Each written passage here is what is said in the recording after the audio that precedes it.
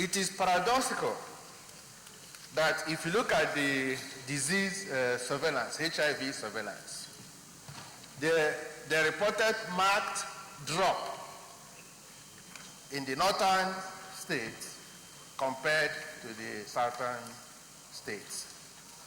So you have drop in HIV in areas where there is more poverty and where there is less school enrollment. So I believe the authorities need to look at the issue of reporting.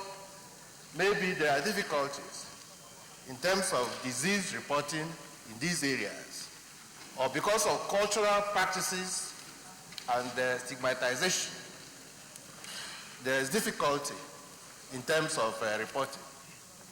So I believe that the National Nigerian Primary Healthcare Agency and other related agencies need to look seriously at the issue of disease surveillance and HIV reporting, so that the so-called drop in these areas may not be due to cultural practices and issues of stigmatization.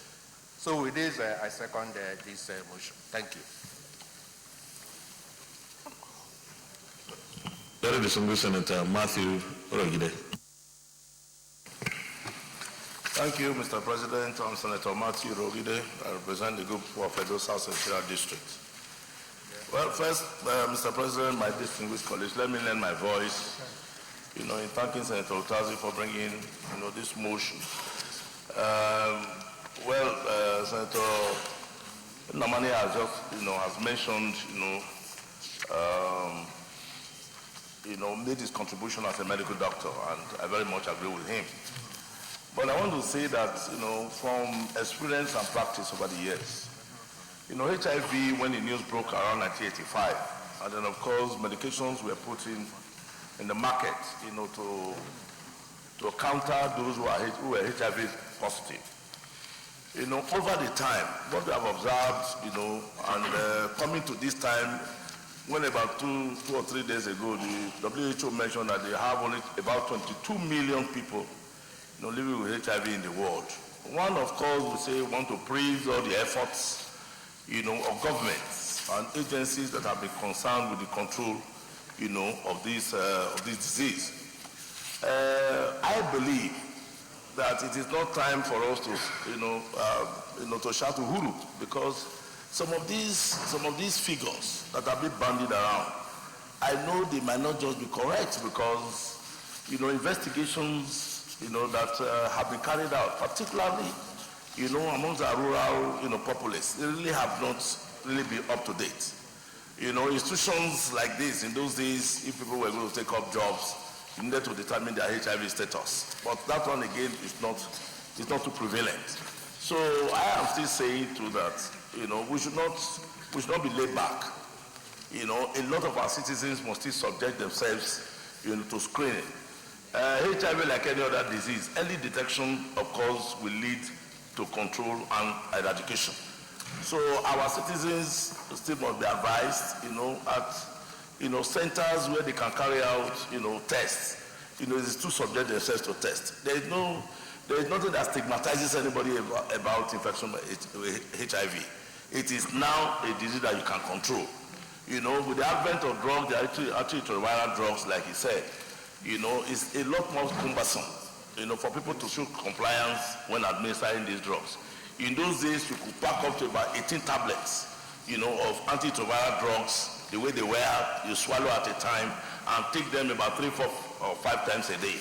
But now, these drugs, a lot of them have been combined, and our people, they can be administered and they will show compliance. But I want to advise too that, at this time, when the news broke in those days, government found it very difficult because the drugs were very expensive. Now, a lot of these drugs have been subsidized. NACA that came on board in Nigeria, a lot of, international donors came, USAID, WHO, UNICEF, all of them made contributions to Nigeria. And the government at that time too was very serious because the disease was ravaging our populace. So I still believe that governments too must still continually fund this so that we don't have a relapse of the disease, so that our people don't get infected. We have had different demographics, just like he said, in this country. The northern part of this country, the south, in fact, even states where we have found out that the prevalence rate has been very high. I think we don't want to mention those ones now so that they don't get stigmatized. The federal government, the state governments too must collaborate effort to ensure that these drugs are still made available to people who are gone to satisfy their states. Thank you very much. Very much. Can we go to the prayers? Prayer 1, to encourage the federal government to ensure adequate funding of NACA for the fight and control of the spread of HIV in the country. Those in favor of prayer 1, say aye. Those against, say nay. The ayes have it. Prayer 2, to appeal to the organized private sector in the country to embrace the fight against HIV/AIDS by partnering with government to fund this exercise. Those in favor of this prayer, say aye. Those against, say nay. The ayes have it. Prayer 3, to appeal to the general public not to stigmatize and discriminate against our brothers and sisters living with HIV. Those in favor of this prayer, say aye. Those against, say nay. The ayes have it. And prayer 4, to appeal to all adults to feel free to test and know their HIV status, and accordingly, all is advised that prevention is still better than cure, as unprotected sex is one of the surest way of contacting the dreaded virus. Those in favor of this prayer, say aye. Those against, say nay. The ayes have it. Leader of the Senate. Mr. President, my highly respected and distinguished colleagues, the first business of the day is the presentation of a bill standing in the name of distinguished Senator Obinna Ogba on the Nigerian Football Association Act, Repeal and Re-enactment Bill 2019. Mr. President, you may wish to invite the Clerk of the Senate to read the short title of the bill. Clerk of the Senate. Mr. President, distinguished senators, the Nigerian Football Association Act, Repeal and Reenactment Bill 2019, SB 203, first reading. Nigerian Football Association Act Repeal and Reenactment Bill 2019, SB 203, first reading taken. Leader of the Senate. Mr. President, my highly respected and distinguished colleagues, the second business of the day is the presentation of a bill standing in the name of distinguished Senator Ike Ekoremadu on the Federal Polytechnic Impu Establishment Etc. Bill 2019. Mr. President, you may wish to invite the Clerk of the Senate to read the short title of the bill. Clerk of the Senate. Mr. President, distinguished senators, Federal Polytechnic Impu Establishment Etc. Bill 2019, SB 209, first reading. Federal Polytechnic Impu Establishment Etc. Bill 2019, SB 209, first reading taken. Leader of the Senate. Mr. President, my highly respected and distinguished colleagues, the third business of the day is the presentation of a bill standing in the name. Distinguished Senator Matthew Orogire, please allow Senator Betty Apiafi to take her seat.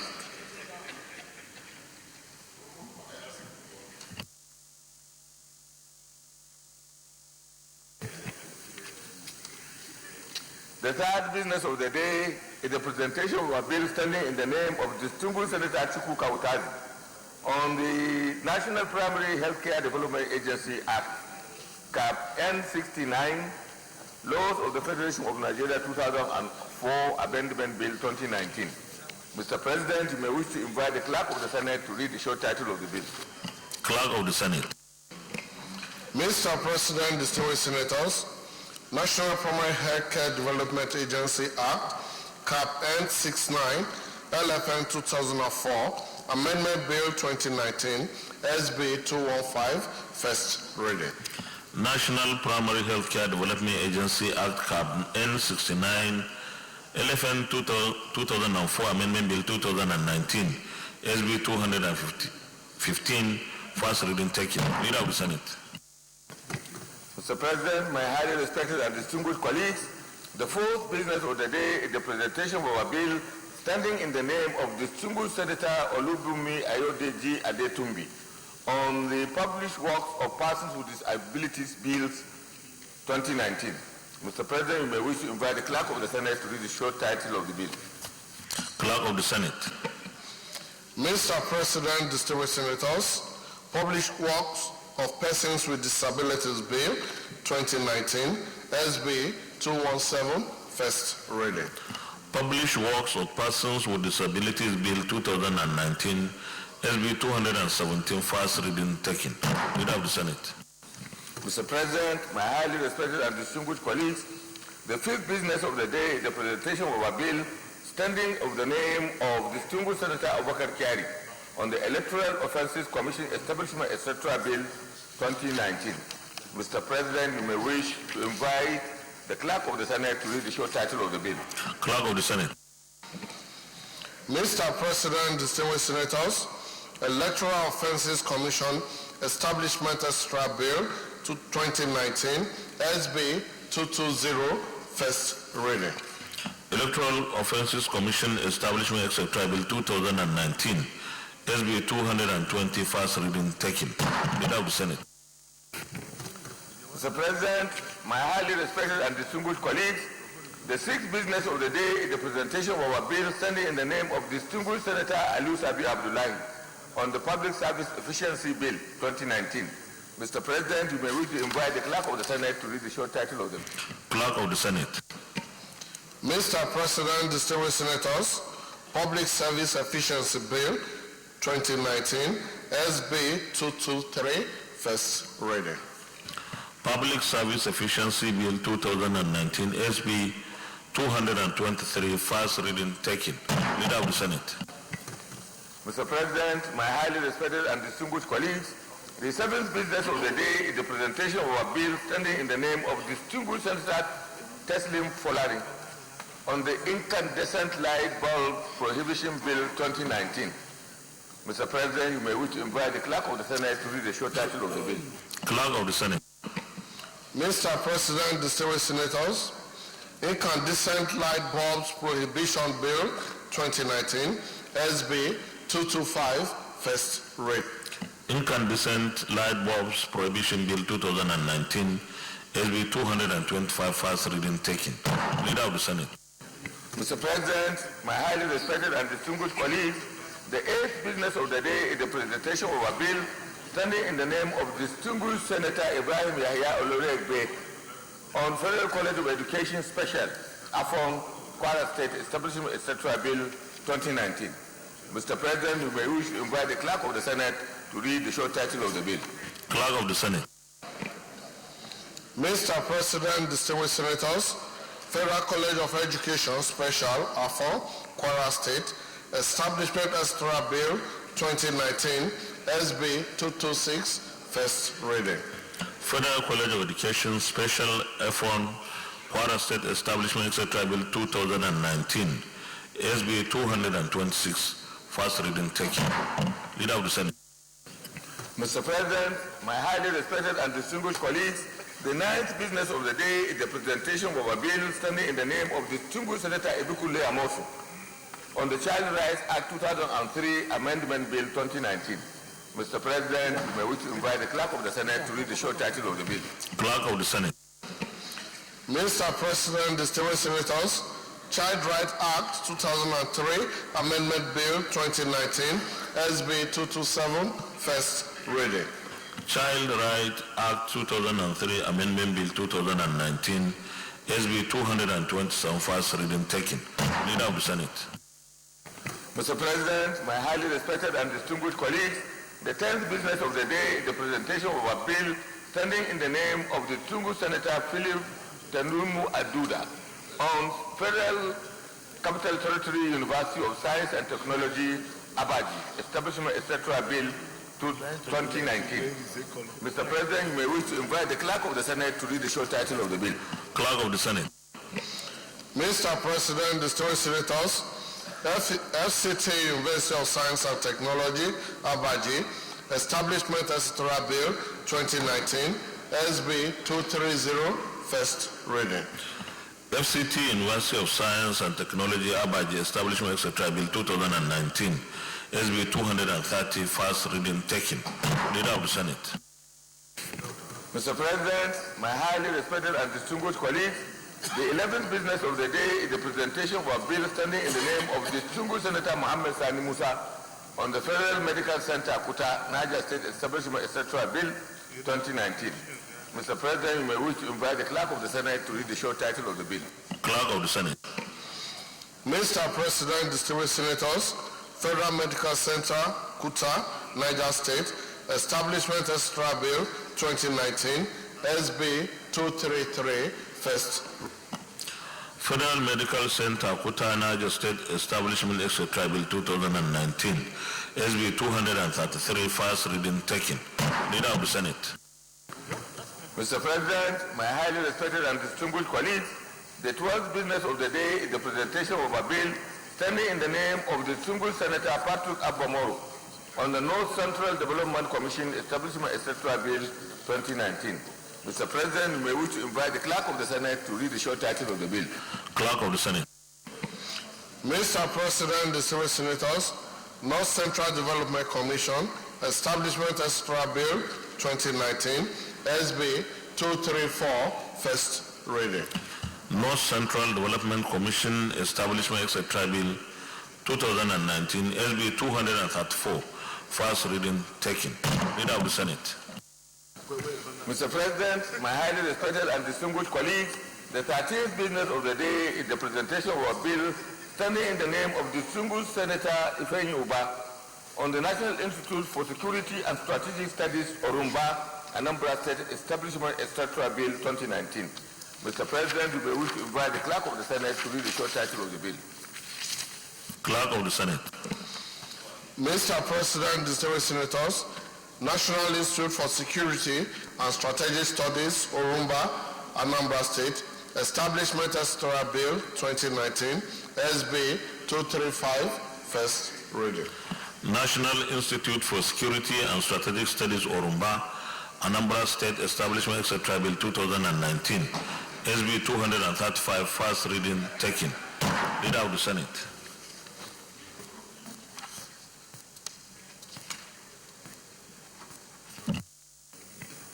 Mr. President, my highly respected and distinguished colleagues, the 14th business of the day is the presentation of the report of the third ordinary session, that is the 5th Parliament of the Pan-African Parliament.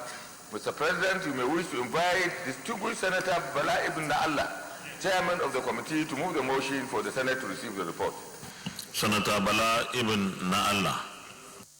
Mr. President and my distinguished colleagues, I move that this Senate do receive the report of the third ordinary session, 5th Parliament of the Pan-African Parliament, held at the Parliament Building, Gallagher Estate, Midrand, Republic of South Africa, from Wednesday, 2nd day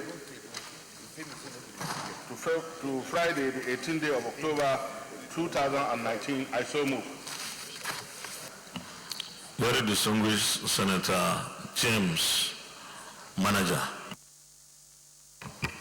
Thank you, Mr. President. My highly respected colleagues, James Manager is my name, from Delta South.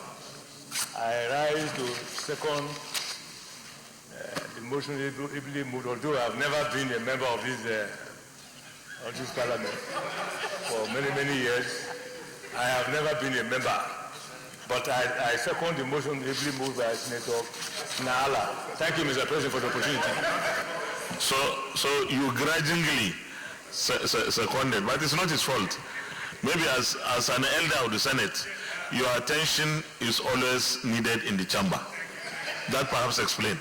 So distinguished colleagues, those in favor of the motion that the Senate do receive the report of the third ordinary session, 5th Parliament of the Pan-African Parliament, held at the Parliament Building, Gallagher Estate in South Africa, say aye. Those against say nay. The ayes have it. Please lay your report.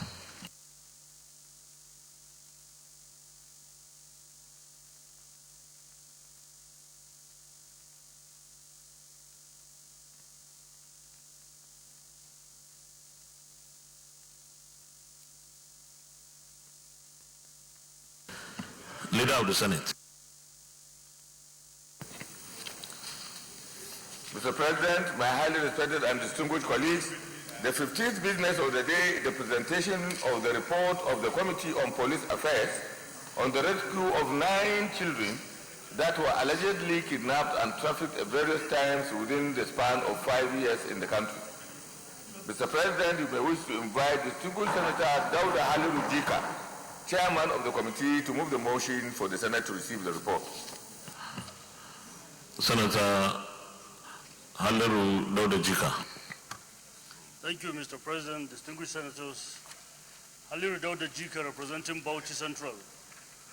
I rise humbly to move that the Senate do receive the report of the Senate Committee on Police Affairs on the news report about rescue of 9 children that were allegedly kidnapped and trafficked out various times within the span of 5 years in the country. Mr. President, distinguished senators, I so move. Thank you. I need a seconder.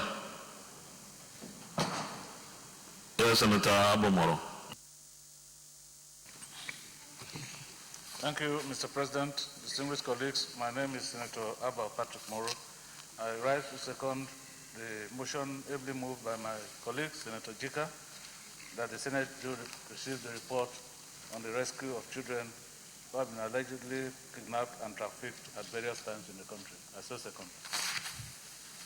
Distinguished colleagues, those in favor of the motion that we receive the report say aye.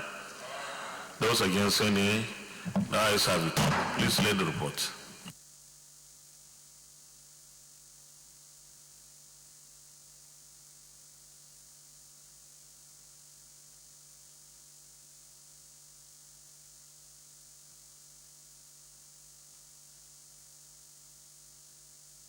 Leader of the Senate.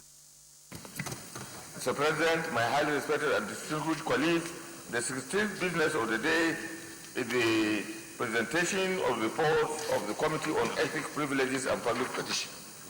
The first petition, A, is petition from Mr. M.S. Chado, Esquire, on behalf of Mr. Isa Ndagi Mayaki against the National Agency for Food and Drugs Administration and Control, NAFDAC, for unlawful termination of his appointment over alleged forgery by the agency. B, petition from Rex Onyekachi Ozebu Esquire on behalf of Chief Ezekiel Ariae and Chief James Wege against the Nigerian Ajib Oil Company, NAOC Limited, for alleged inhumanity, cruelty, servitude, flagrant disobedience to law of equity, social justice, bad conscience, and deliberate continuous refusal to adequately compensate Chief Ezekiel Ariae and Chief James Wege for their life-threatening great bodily harm by NAOC. And C, petition from Mr. Ekem Fulkari M. Yerima against the National Examination Council, NECO, for allegedly unlawfully dismissing him from service. Number 2, Mr. President, you may wish to invite Senator Patrick Akinyelure, Chairman of the committee, to move the motion for the Senate to receive the report. Senator Patrick Ayo Akinyelure. Thank you, Mr. President. Distinguished colleagues, my name is Senator Ayo Akinyelure. I represent Ondo Central. Mr. President, I move that the Senate do receive the report of Committee on Ethics, Privileges and Public Petition in respect of A, petition from M.S. Chado Esquire on behalf of Mr. Isa Ndagi Mayaki against the National Agency for Food and Drug Administration and Control, NAFDAC, for unlawful termination of his appointment over alleged forgery by the agency.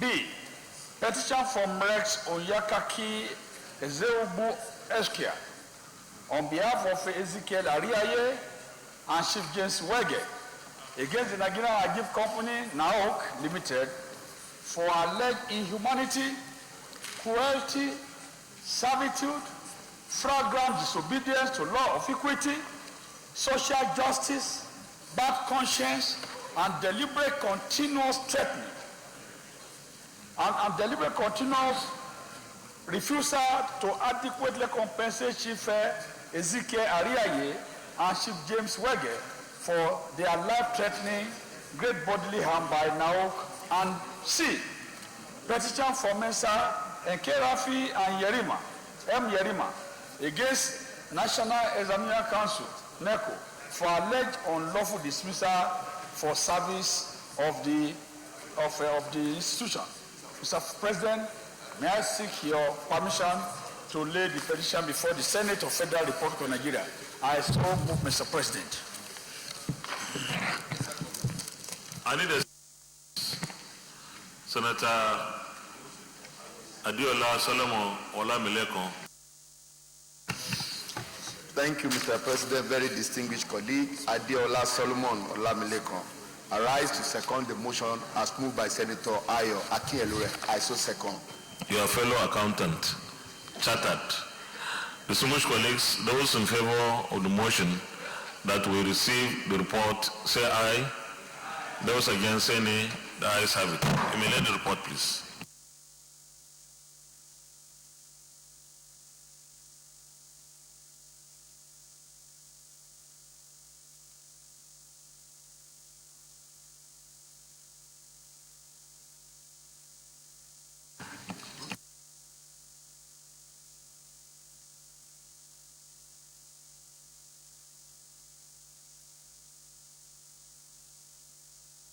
Leader of the Senate. Thank you, Mr. President. My highly respected and distinguished colleagues, the first order of the day is the second reading of the Federal College of Education, Giwa, Kaduna State Establishment, etc. Bill 2019. Distinguished senators will recall that the bill was read the first time in this chamber on Tuesday, 29th October 2019. Mr. President, you may wish to invite distinguished Senator Obasani to move the motion for the bill to be read the second time. Senator Obasani.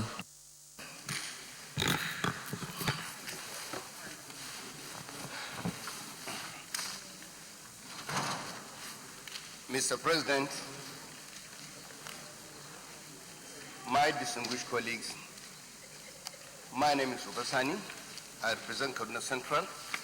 I'm from Kaduna State. Mr. President, distinguished colleagues, permit me to lead the debate on this very important bill for the establishment of Federal College of Education in Giwa, local government area of Kaduna State. The bill was read for the first time in this hallowed chamber on Tuesday, 29 October 2019. It is no longer news that the educational system in Nigeria is in crisis. The situation in the north is worse. A recent UNICEF survey came up with some very scary statistics. The population of out-of-school children in Nigeria has risen from 10.5 million to 13.2 million. There has been mass failure of students in WAEC and NECO examinations. For those who pass out of secondary schools, getting admission into tertiary institutions is now a equivalent tax due to limited spaces. In 2017, 1.8 million candidates who registered for the Unified Tertiary Matriculation Examination, UTME, jostled for about 850,000 admission spaces. A key issue that has been raised, irrespective of the falling the standard of our education, is the quality of teachers in our primary and secondary schools. A time there was in Nigeria when teachers' colleges and colleges of education were given priority attention by the government. The quality teachers they produce raised the standard of our education. The teaching profession commanded the respect and admiration of Nigerians. Since the road set in, teaching has become an all-comers affair. Schools hardly insist on employing only those who have gone through formal teachers' training. The consequence has been a steady drop in the quality of students we produce. It is time we focus attention on teachers' colleges and colleges of education. Mr. President, my highly respected, distinguished colleagues, we must address the quality teachers deficit in our educational system. The proposed Federal College of Education, Giwa, Kaduna State, will make a vital contribution in this regard. Some of the objectives of the college as outlined in the bills are as follows. A, to bring quality change in education by focusing on teacher education through teaching and learning innovations. B, to develop and offer academic and professional programs leading to the award of certificates, first degrees, postgraduate research, diploma and higher degrees with emphasis on planning, developmental and adaptive skills in education, technology, applied science, agriculture, commerce, arts, social science, humanities, management, and allied professional disciplines. C, to act as agents and catalysts for effective educational system through postgraduate training, research, and innovation, for effective economic utilization and conservation of the country's human resources. D, to collaborate with other national and international institutions involved in training, research, and development of education with a view to promoting governance, leadership, and management skills among educational managers. Mr. President, my distinguished colleagues, we owe our children quality education. That is the only way they can compete effectively in the global driven economy. Quality education is the key to unlocking opportunities. As leaders, we are in a position to better understand and appreciate the value of education as a critical tool for economic growth and development. It is therefore our responsibility as representatives of the people to ensure that we channel funds to serve the most critical needs of the people, amongst which is the provision of qualitative education. I therefore urge Mr. President and my respected colleagues to support that this bill be read the second time. In line with Order 73, subsection 3 of the Senate Standing Orders 2015 as amended, a compendium of financial implications of the establishment of the Federal College of Education, Giwa, Kaduna State is hereby attached. Thank you for listening. Thank you, Mr. President. Thank you, my highly respected colleagues. I so move. Distinguished Senator Kabir Barkia. Thank you, Mr. President, distinguished colleagues. I rise to support this very, very important bill for the second reading, and also to add that, yes, if we look at what is stated in the bill, the condition of our education nowadays, especially in the northern part of the country. So it's high time, Mr. President, to say that at least the minimum qualification for a teacher in a primary school should be NCE. Because if you, the teachers' college are not there, for which of course I know before almost all local governments have a teachers' college, but they were converted to secondary schools. So therefore, if we continue this one, Mr. President, distinguished colleagues, definitely we wake up one day that yes, all this, the teachers that will be teaching our children in primary school will be just also like the pupils themselves. Because I'm sure everybody knows, Mr. President, distinguished colleagues, almost 70% of our teachers now in primary schools, in fact, they don't even know what they are teaching. I could recall one of the governors in the northern part, of course, particularly of Kaduna State, he conducted a test or an exam to all the teachers teaching in the primary school. At the end of the day, in fact, the percentage that, of course, could teach properly was very small. So therefore, to establish Federal College of Education, to make sure that we have qualitative teachers that will teach in our primary school, because primary school is always the basic foundation of the education of the President, distinguished college. Therefore, we have to I'm calling on all the distinguished colleagues to support this bill and also establishing all other federal college of educations that was brought to this chamber. I so second Mr. President. Thank you very much. Senator Sandy Ono. Thank you, Mr. President. Sandy Ono, Cross River Central. Mr. President, it wasn't too long ago that Kaduna State was in the news. The governor of that state had come out openly and boldly upon x-raying the educational system in the state to speak to the issue of the poor quality of teachers in most of the schools in his state. He has done a lot trying to find ways and means of tackling the matter because we know how fundamental good teaching is to proper education. In this country, we have had many bad products educationally because those who teach them hardly know anything beyond what those they are teaching know. Our colleague, therefore, has come to us with this bill for the establishment of the Federal College of Education, GIWA, knowing fully well the challenge that this state has. And I'm sure geared to support the governor to make sure that there is a turnaround for good.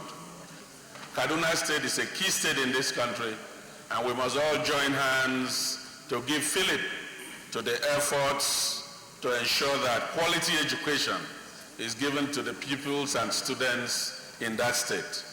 I would therefore unequivocally support this bill, knowing fully well that it will do well to the people of Kaduna and to Nigerians at large, because I know many Nigerians who live in Kaduna do not want to leave Kaduna at all. I don't know what is in Kaduna, but we must support this bill because it will do our people well there. Thank you, Mr. President. Senator Edi Yang. Thank you, distinguished President and colleagues. I am Senator Edi Yang from Plateau North, and I rise to lend my voice to this bill calling for the establishment of the College of Education, GIWA, in Kaduna State, and rising to express support with the concern that we have witnessed, particularly the vexed issue of out-of-school children that has characterized the northern part of the country, particularly the Northwest.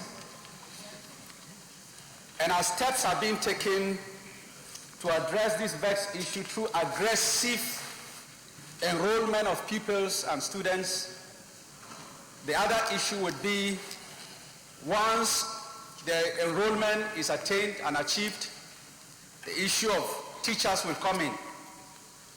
And just like the last speaker said, the issue of lack of teachers that meet up the teaching requirement in Kaduna State was witnessed and became an issue that generated a lot of apprehension. This requires that we have to have an institution that will train teachers that will be deployed to provide the necessary manpower in the schools. So it is not enough for us to have infrastructure, education infrastructure. It's not enough for us to have enrollment, but it's critical that we have the right staff and teachers that will man the schools so established. I therefore support very eminently the establishment of this College of Education in GIWA, Kaduna State, so that we do not have only the hardware in education, but the software, that is the teachers that will man the institutions. I therefore support the establishment of this college. Thank you. Is there there any more contributions? Okay, I will put the question. Those in favor that this bill be now read a second time, say aye.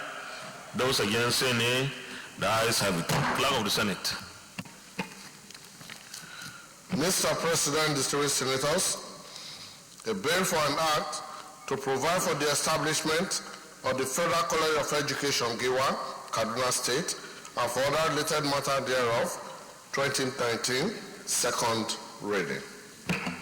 A bill for an act to provide for the establishment of the Federal College of Education, Giwa, Kaduna State, and for other related matters thereof, 2019, second reading taken, and the bill is referred to the Senate Committee on Tertiary Institutions and Third Fund and report back within 4 weeks. Leader of the Senate. Mr. President, my highly respected and distinguished colleagues, the second order of the day is the second reading of the Federal University of Gusau Establishment Bill 2019. Distinguished senators will recall that the bill was read the first time in this chamber on Tuesday, 8th October 2019. Mr. President, you may wish to invite distinguished Senator Sahabi Alhajiawu to move the motion for the bill to be read the second time. Deputy Minority Whip, distinguished Senator Sahabi Alhajiawu. Thank you, Mr. President. I am Sahabi Alhajiawu, representing Zamfara North Senatorial District. Mr. President, my highly distinguished colleagues, thank you for giving me the opportunity to lead this debate for the second reading of a bill to establish Federal University of Gusau SB 25-2019. Your Excellency, the President of the Senate, my distinguished and respected colleagues, I stand before this hallowed chamber to lead a debate on general principles of the bill for an act to establish the Federal University of Gusau in Zamfara State. The bill was first read on October 8, 2019. Mr. President, my distinguished colleagues, Zamfara State is desirous to have a federal university established in the state. By supporting this bill, my dear colleagues, the students of Zamfara extraction and indeed other prospective students from within and outside the catchment area will appreciate your kind passage of this bill to ensure increased and adequate knowledge and educational value chain. There is no amount of effort we put in education that will be a wasted one. Indeed, it is our responsibility to ensure qualitative and quantitative education is provided to all citizens of this country. Mr. President, my respected colleagues, I seek for individual and collective support in favor of this bill. By so doing, you will be assisting Zamfara State to stabilize and be as other states are, having suffered in recent past from sustained banditry and insurgency. The stability the state is enjoying now can be consolidated if students of the state origin are properly educated. Mr. President, my distinguished colleagues, permit me to inform you further that the Federal Executive Council, PEG, in a sitting on January 9, 2013, approved the establishment of 3 federal universities, Yobe in Gashua, Kebbi State in Birnin Kebbi, and Zamfara State in Gusau.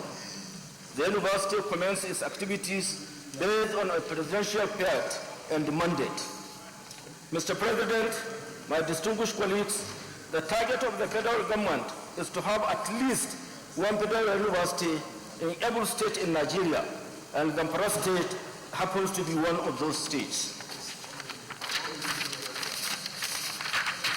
Mr. President, my distinguished colleagues, the proposed catchment area of the Federal University of Gusau, Gusau, the 7 states of the Northwest, 3 North Central states of Niger, Kwara, and Kogi. Mr. President, distinguished colleagues, as I appeal for your support and subsequent approval of this bill for establishment of the Federal University of Gusau, the remote and primary constituency of the university is Zamfara State, which has a population of over 3 million people. The university, riding on the presidential faith and the mandate of at least one federal university per state concept, matriculated its first intake in 2014. The degree program started in 2015. The university is scheduled to have its first convocation very soon. Hence this appeal, Mr. President, and my respected colleagues, I solicit for your kind support and passage of Federal University Gusau Establishment Bill, second reading. Mr. President and respected colleagues, the university, when established, may, among other relevant courses, establish faculties of geosciences and solid mineral exploration to complement the revenue base of the country. This we need now more than ever. Zamfara State, like other key solid mineral states, is home to a variety of solid mineral resources, which is largely untapped and largely illegal mined, thereby depriving the country of large revenue base. In compliance with Order 77.3 of the Senate Standing Rules, I state this bill has no extraordinary financial implications other than the ones the federal government has been providing for in respect budgets and have been making steady provisions as follows. In Exhibit 1, it is my humble request to you all, my respected colleagues, and urge you to support the passage of this bill for the second reading. I so move, Mr. President. Thank you. Senator Mohamed Adamalero.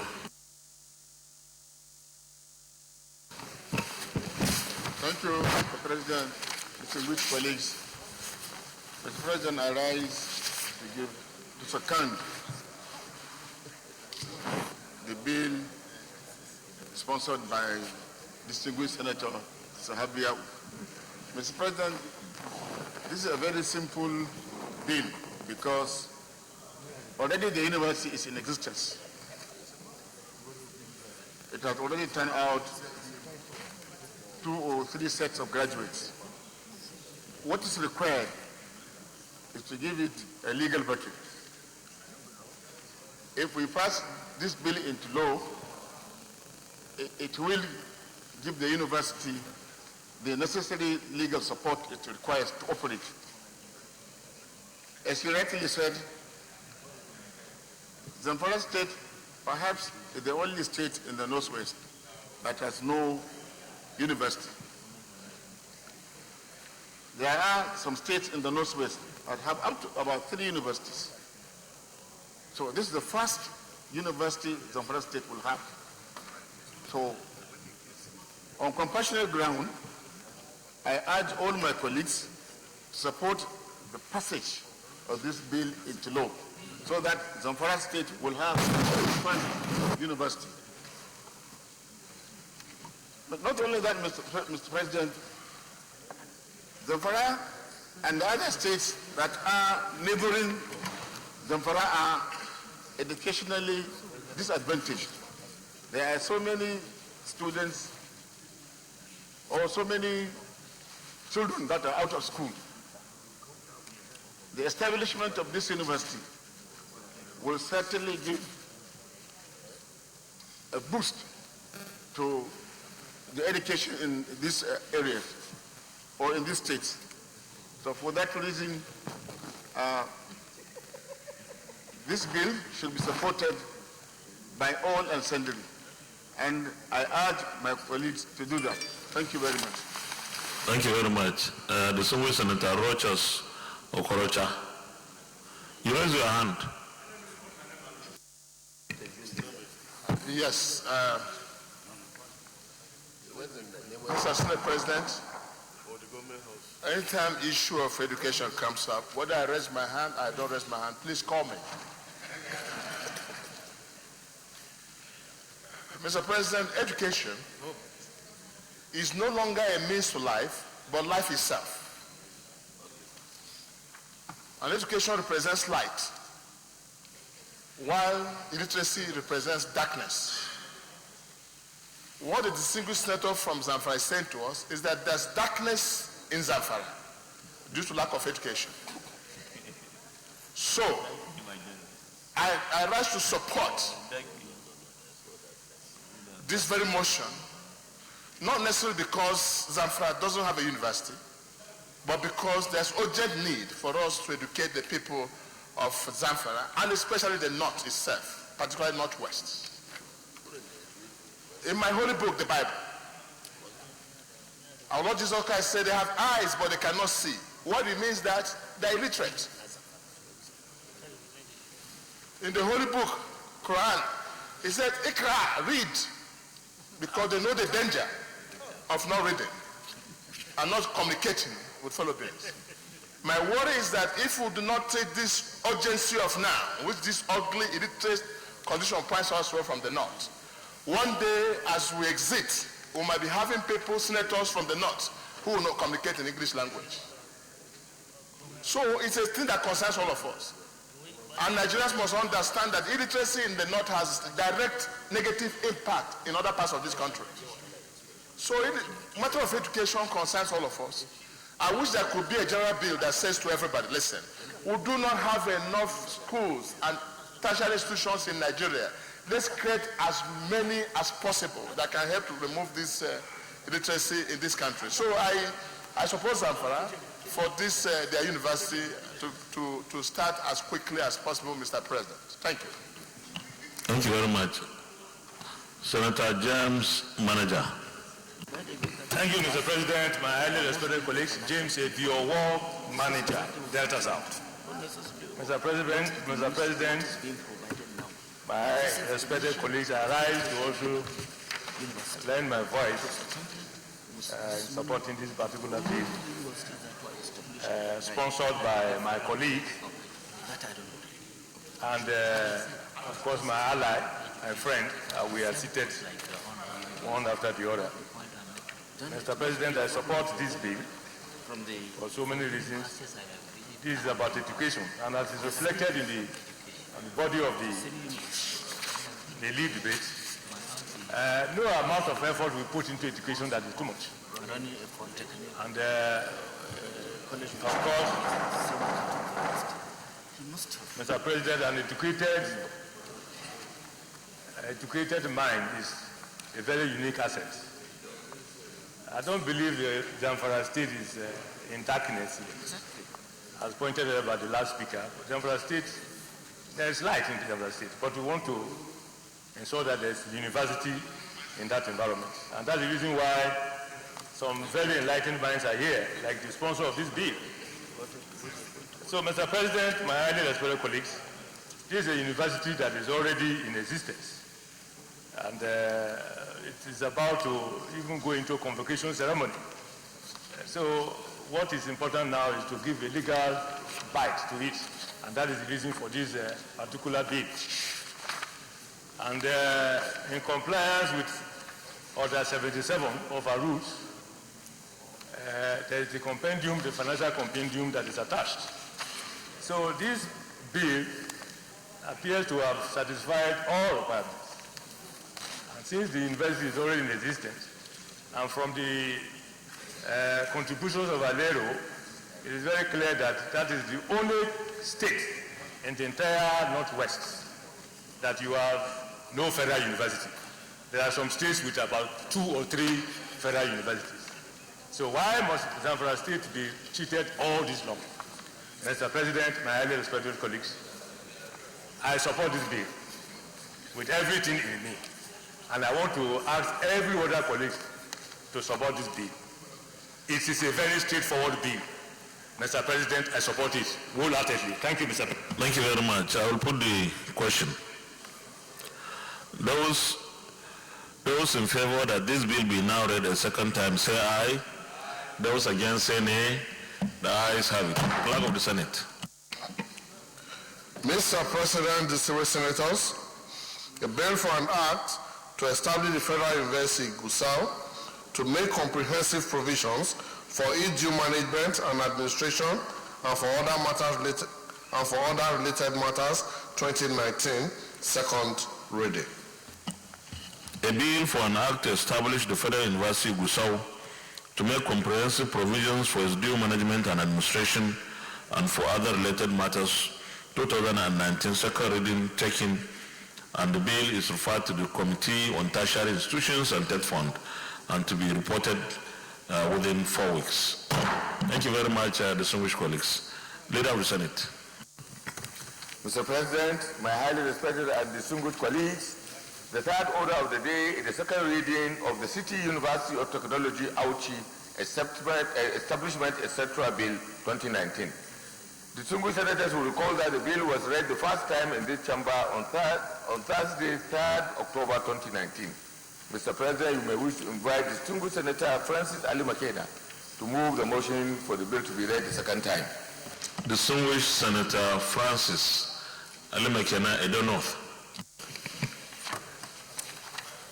Mr. President, distinguished colleagues, my name is Senator Francis Ali Makeda, representing the good people of Edo North.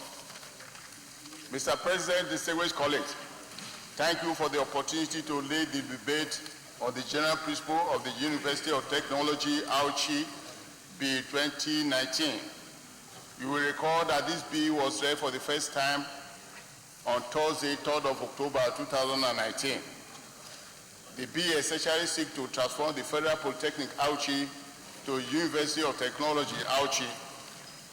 The Nigerian Steady March towards education for all in the shortest possible time have taken a giant leap with the introduction of this bill for an act to provide for the establishment of the University of Technology Auchi and other related matters. I am personally excited by the prospect of the transforming the Polytechnic to a University of Technology, not because it is based in my senatorial district, but because it will motivate both students and academic staff, just as we upgrade its facility and enhance the capability to achieve its objectives. Similarly, the University of Technology will encourage the advancement of learning and hold out to all persons without distinctions of race, creed, sex, or political conviction the opportunity of acquiring a higher and liberal education. It will also do the following: provide courses of instructions and facilities for the pursuit of learning in all its branches, and to make those facilities available on proper terms to such persons as to equip to benefit from them. B, encourage and promote scholarship and conduct research in all fields of learning with emphasis on technical education. C, relate its activity to social, cultural, and economic needs of the people of Nigeria. And D, undertake any other activities appropriate for a university of the highest standards. Mr. President, distinguished colleagues, I recall that in similar circumstances in the United Kingdom, most of its polytechnics were upgraded to universities. For instance, the former Polytechnic of Central London became the University of Westminster. South Park Polytechnic became the University of South Park.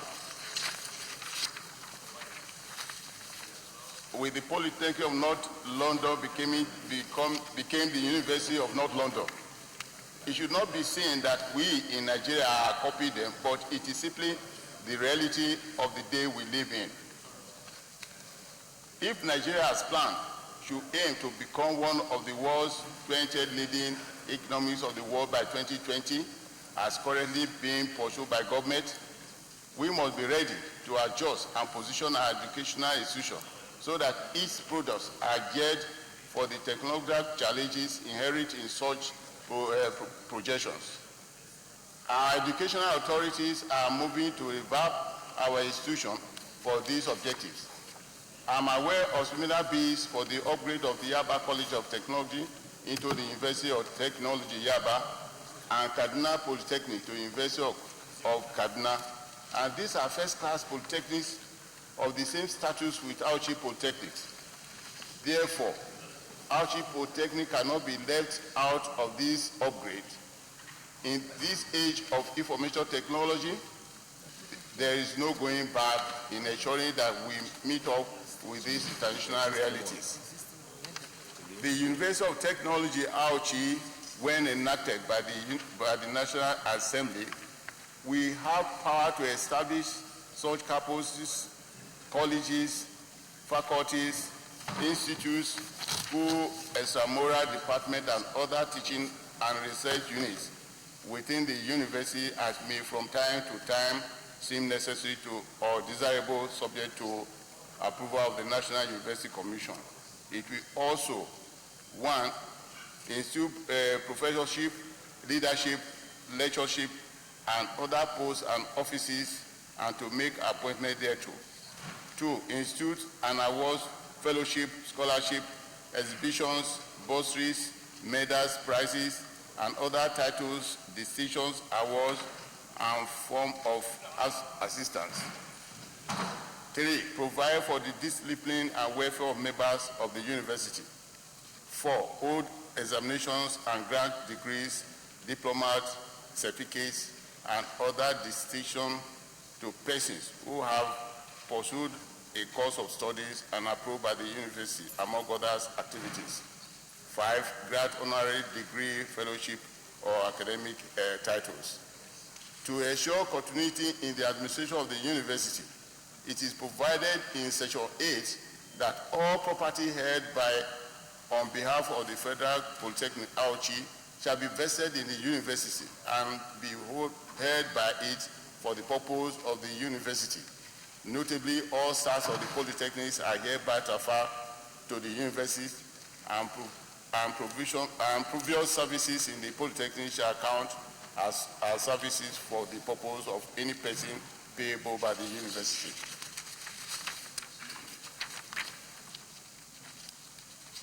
Given its age and achievement, as well as the requirement of the Nigerian economy, it is clear that with the enactment of this bill, the institute will focus on the so-called STEM, science, technology, and engineering and mathematics courses. The attainment of the university status would definitely enhance the operation of Auchi Polytechnic and clarify its mission and vision. It is definitely old enough. Its facilities are superior to those found in many other Nigerian universities, and with the arguable exception of very few in the country. Mr. President, my distinguished colleagues, the institution is prepared to undertake the educational and other modifications that are natural query of transforming to a university.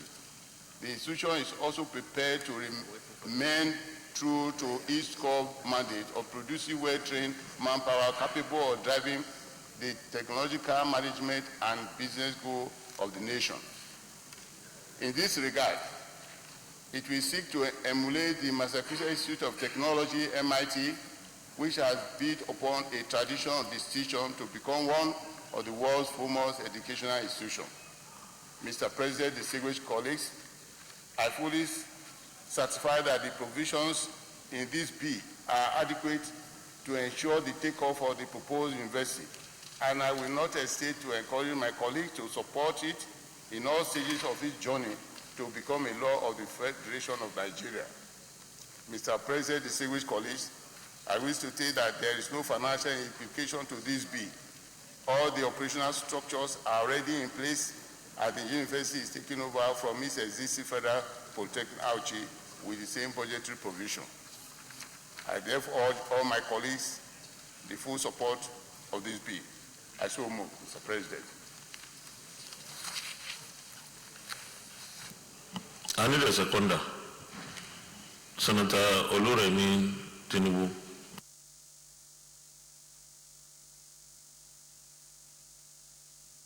Thank you, Mr. President. My name is Oluremi Tinubu, and I rise to second this very, very laudable bill. Can I have it? By our distinguished leader, Senator Francis Alemekene, for the upgrade of Auchi Polytechnic to University of Technology. Is already giving very, very good examples of universities that have done that in developed world.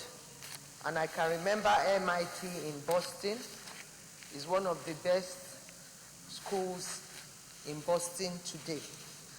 And we can only move higher education-wise. And I believe that other schools can even start up as polytechnics. Once Auchi has been there for a long time. I'm also a product of Adeyemi College of Education, and we were the set that, were the pioneer set that they started the pre-degree that after 3 years you can go on to have your BSc. And we did that successfully, and Adeyemi is awarding BScs and BAs today. And I believe that if we can do that to Auchi is a very reputable school. And because I thought, I was looking at, I belong to the Committee on Tertiary Institution. I was wondering that so many universities that we wanted, but listening to his bill critically, I thought the time is now, and the time is due for us to move ahead. If we want to take this country to the next level, this is the best way to start. And if we are doing that to Yaba College of Technology and also notable institutions around the country, I believe that the time is now and the time is right. So I so ably and humbly second this bill to be read a third time. Thank you very much, sir. Senator Bikule Amosu. Thank you, Mr. President. Ibikunle Amosu, I represent Ogun Central. Let me join my colleague in commending the effort of the sponsor of this bill, Senator Francis Ali McKenna. Mr. President, in supporting this bill, let me bring to light some of the things that probably will make it very difficult for one not to support it. Education is key. Education is critical. I've always argued that without education, there clearly will not be any other thing. They call it social, economic development or what have you. It is education that forms the bedrock of any development. Indeed, once education is fixed, all other sectors, all facets of human endeavor will be fixed. And in supporting this bill, I want to echo what has been said, that this is not a new institution. Indeed, even though the time of when Federal Polytechnic Auchi was established is not stated here, but clearly these are institutions that is even probably about 40 years old or so. So it is not just a new institution that is being clamored for. And the mover of this bill clearly listed and listed all of those institutions that have followed the same path. Indeed, we will see a chronology of both local and even international institutions. But let me say, Mr. President, the whole world is moving, and that's why I'm excited about this. The whole world is going, it's now technology driven, and we can't be left behind. So this initiative is one that should be applauded, one that should be supported. He has said we all know what happened to Yaba Tech. Yaba Tech now is a degree awarding institution. So also is Kaduna Polytechnic. And I want to believe that Auchi Polytechnic should follow suit. Mr. President, just for the record, in 2017, Moshood Abiola Polytechnic migrated, which we went to the NUC, and we migrated to Moshood Abiola University of Science and Tech. And when you look at what he said, STEM, that is science, technology, engineering, and mathematics, it is just to give our people, particularly our younger ones, the opportunity to fall in line, so to say, the opportunity to play according to world best practices, such that what happens in probably in China, in India, in US, in Europe, of course, we will not left behind. So, Mr. President, in supporting this bill, I want to say that my other colleagues should do same, such that the City University, that's the only one that I didn't understand the name, City University of Technology. I would have loved it to still be the Aushi, but City will mean you want everybody to be part of it and it will not just be maybe localized and say it's just for Aushi people. On these very few words, Mr. President, I want to support this bill and that it should be read second time and be forwarded to the appropriate committee for further consideration and eventual passage. Thank you, Mr. President. Deputy Senate Leader. Thank you, Mr. President. My dear colleagues, while I rise to support this bill, I must say that I'm worried at the number of federal universities because of the financial burden.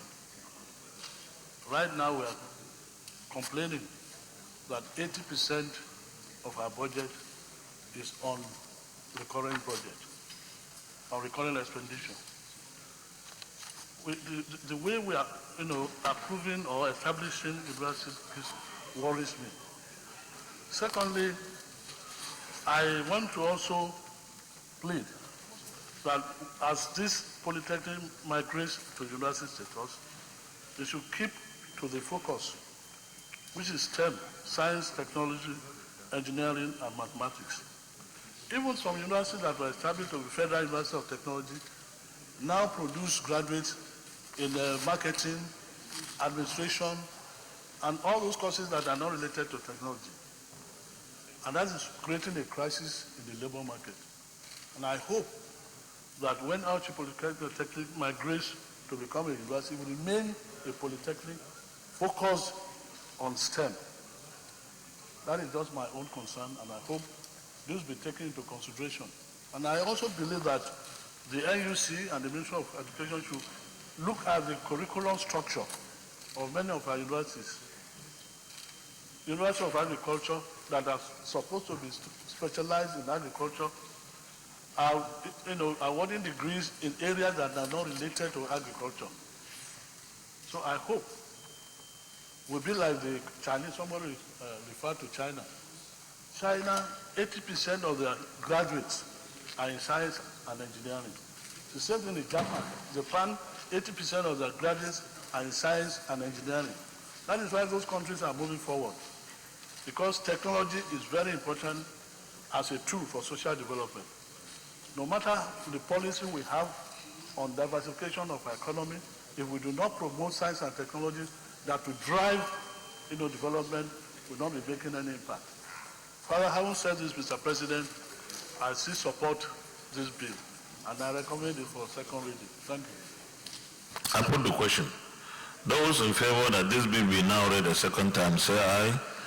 Those against, say nay. The ayes have it. Clerk of the Senate.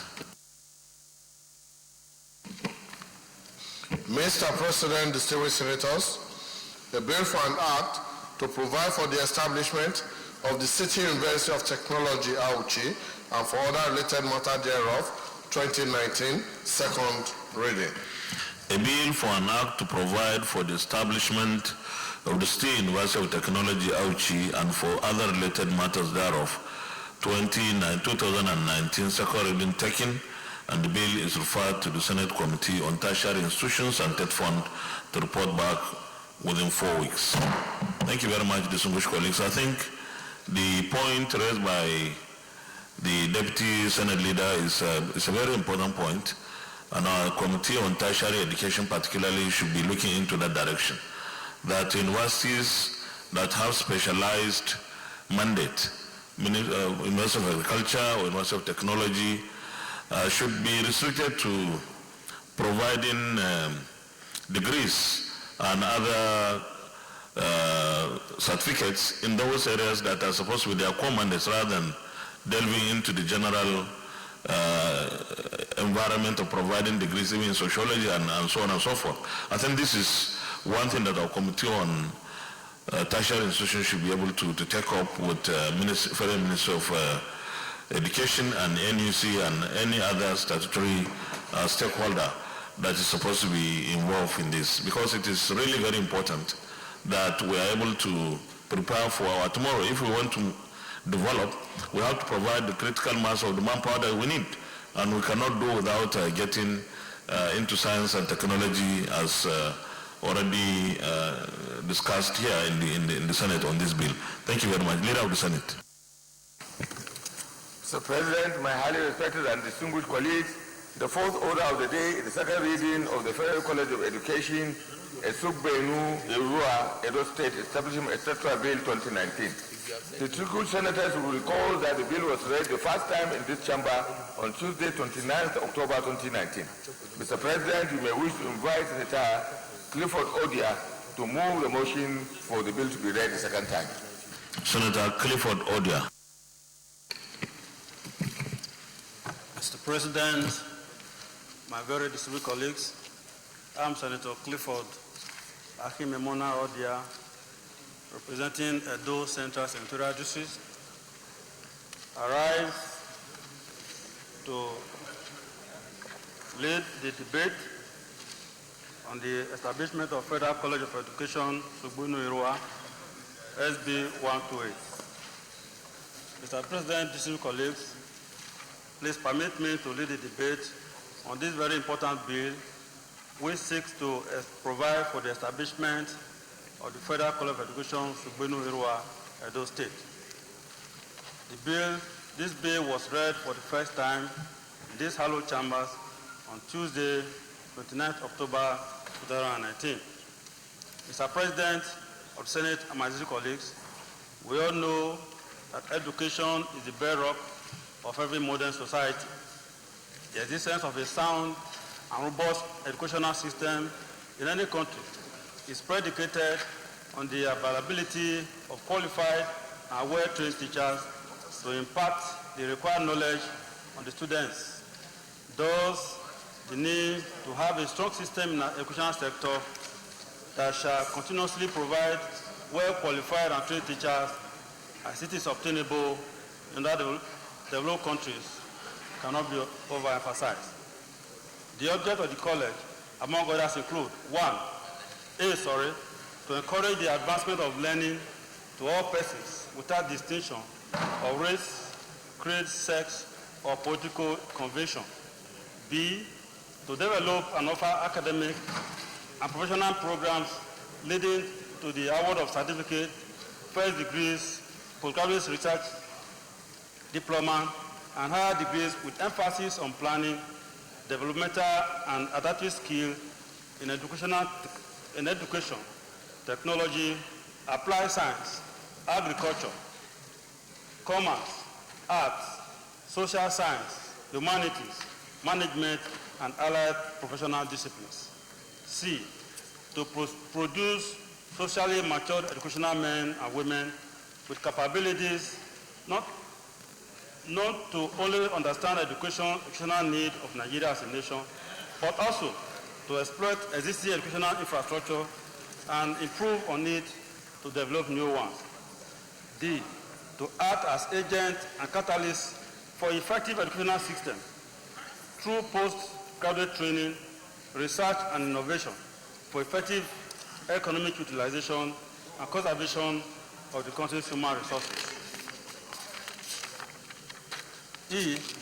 To bring a quality change in education by focusing on teacher education through teaching and learning innovations. F. To collaborate with other national and international institutions involved in training, research, and development of education with a view to promoting governance, leadership, and management skills among educational managers. And G.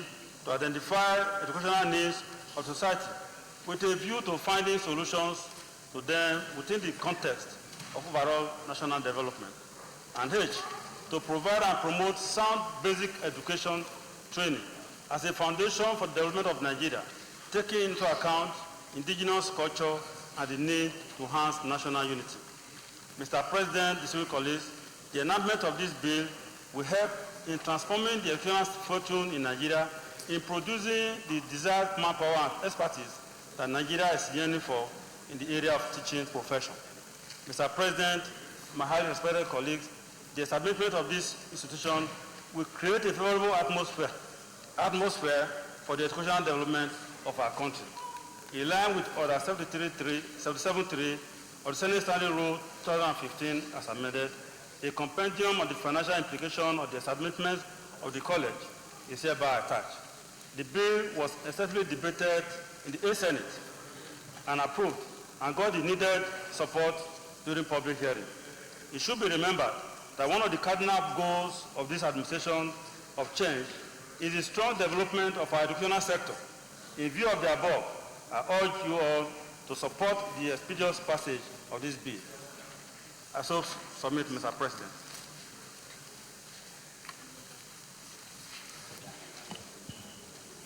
Senator Ibrahim Gobir.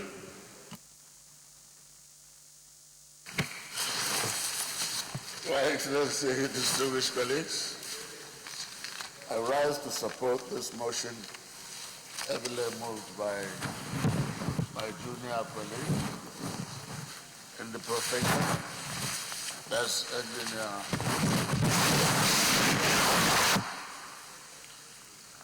You see, the importance of this, of the establishment of this institution cannot be overemphasized.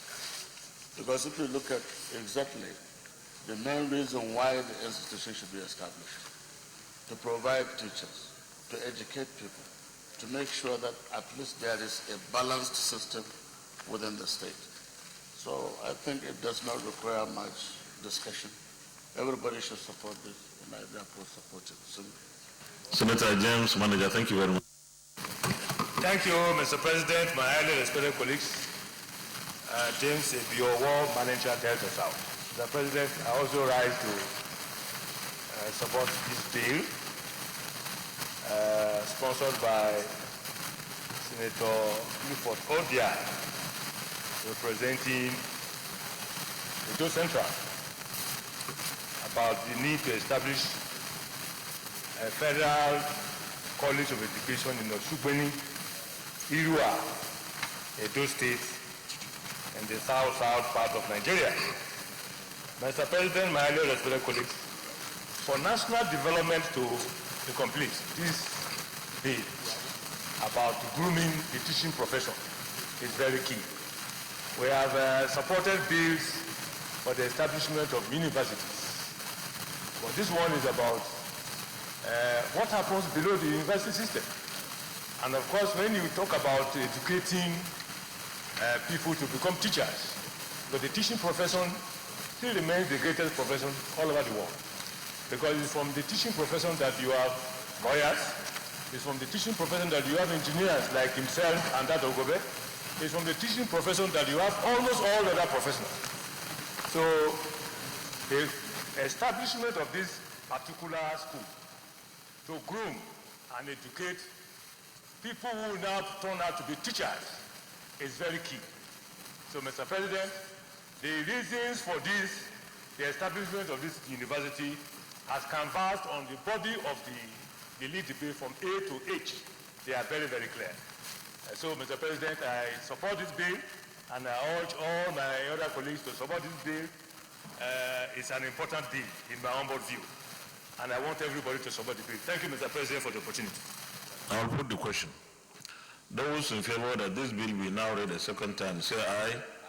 Those against, say nay. The ayes have it. Clerk of the Senate. Mr. President, distinguished senators, a bill for an act to provide for the establishment of the Federal College of Education, Usugbenu, Irua, Edo State, and for other matters connected therewith, 2019, second reading. A bill for an act to provide for the establishment of the Federal College of Education, Usugbenu, Irua, Edo State, and for other matters connected therewith, 2019, second reading taken, and the bill is referred to the Senate Committee on Tertiary Institutions and TED Fund to report back within 4 weeks. Leader of the Senate. Thank you, Mr. President, my highly respected and distinguished colleagues. The fifth order of the day is a motion standing in the name of the distinguished Senator Sadiq Suleiman Umar and 21 others on the need to pay attention to the plight of border communities in Nigeria. Mr. President, we wish to invite the distinguished Senator Suleiman Sadiq Umar to move the motion. Senator Sadiq Suleiman Umar. Mr. President, my most distinguished colleagues, I am Sadiq Suleiman Umar. I represent the good and decent people of Kwara North. I rise to move the motion that there is need to pay attention to the plight of border communities in Nigeria. With me are senators representing states with border communities, with an unacceptable error of omission of Senator Sani Musa and Senator Ibikunle Amoso. The Senate knows that there exists a Border Community Development Agency, BCDA, established in 2003 by law to cater for the plight and development of border communities in Nigeria. Further notes that when the BCDA was established, it had well-spelled out counterpart funding mechanism under the Border Communities Development Agency Act 2003 to ensure effective delivery of services for the development of the border communities, which includes 7.5% of the total revenue allocation due to the federal government deductible at source. 15% of the total monthly statutory allocation due to member states of the agency deductible at source. 55% of the monies due to member states of the agency from the ecological fund, and 10% of the monthly statutory allocation due to the border local government's deductible at source. Aware that the deductions were made from these accounts at source, even before the commencement of the commission, without significant impact on the member states, local government, and indeed the border communities. This led to the border state governors' protest and the subsequent amendment of the relevant section, Section 9, by the National Assembly in 2006.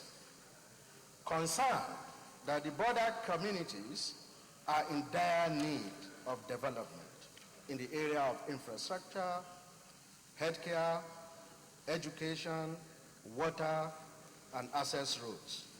But the BCDA has not been able to cater for the needs of these communities because of insufficient funding, among other things. Disturbed that, for example, in October 2009, about 84 school children were drowned in a river from Bukuro, a border community in Barotel local government in Kwara North, that's my senatorial district, while going to school in a neighboring border community in Benin Republic. Further disturbed that authorities from Benin Republic responded to that incident and constructed a bridge across the river. But the authorities from Nigeria did nothing in respect of same, resulting in Bukuro community threatening to secede from Nigeria then. Saddened that the neighboring communities from other countries, for example, Benin Republic, Niger, and Cameroon, which are less endowed in terms of resources, are enjoying world-class facilities. Worried that the indigents of border communities in Nigeria are at the mercy of other countries for their medical needs, education needs, and other social services, with the attendant security risks to our country. Notes, accordingly, the need for a comprehensive government intervention in infrastructure and social amenities for border communities, and that until these amenities are provided for our border communities, people in these communities will not feel a sense of belonging in the Nigerian state, thereby constituting further security risks to the country. And cognizance of the fact that improving the life of the border community is indeed a national security issue. Accordingly, the Senate resolves to 1, call on the federal government to improve funding of the Border Community Development Agency, BCDA. 2, mandate the 21 border states to dedicate 1.5% of consolidated revenue fund and 30% of ecological fund to the development of border communities. And lastly, mandate the Committee on States and Local Government to carry out a holistic investigation on the level of compliance with the Act establishing the BCDA. I so move. Okay. Senator Issa Jibril. Mr. President, distinguished colleagues, I am Issa Jibril, representing the very good people of Kogi East. I rise to support this motion on the need to pay attention to the plight of border communities in Nigeria, ably moved by Senator Umar Sadiq Suleiman. I so move. I so support, sir. And with the permission of Mr. President, I may also wish to lend my voice to this motion.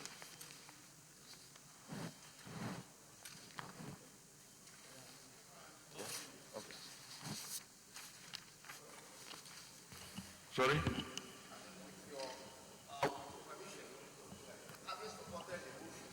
Yeah, go ahead, please.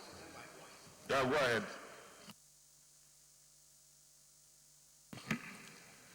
I think there are some issues here that we need to address.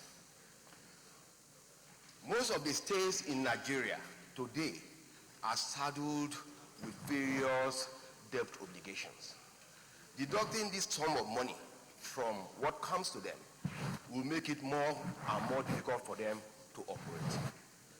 I think there is a need for the federal government to come up with an intervention fund. That will go a long way to solving the problems of these border communities. There is no way the local governments and the state governments here mentioned can afford the type of reductions they are talking about here. The border communities are very important because at the end of the day, if you don't take care of them, they will aid and abet illegality, illegal movement of migrants from various neighboring countries. There is also an element of pride here, which I think Nigeria should be very conscious of. If the likes of the Republic of Benin, Niger Republic and Cameroon can afford to take care of their border communities, I think Nigeria, being described as a giant of Africa, should be able to take care of their own border communities. There is an element of pride and ego here, and I think the government needs to be very conscious of that in addressing the issues of the border communities in Nigeria. So there is a need, and an urgent one, for a special intervention fund to address these looming problems with the border communities in Nigeria. Thank you, Mr. President. Can we go to the prayers?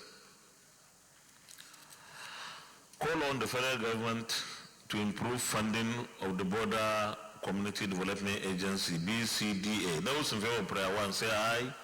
Those against, say nay. The ayes have it. Prayer 2, mandate the 21 border states to dedicate 1.5% of consolidated revenue fund and 30% of ecological fund to the development of border communities.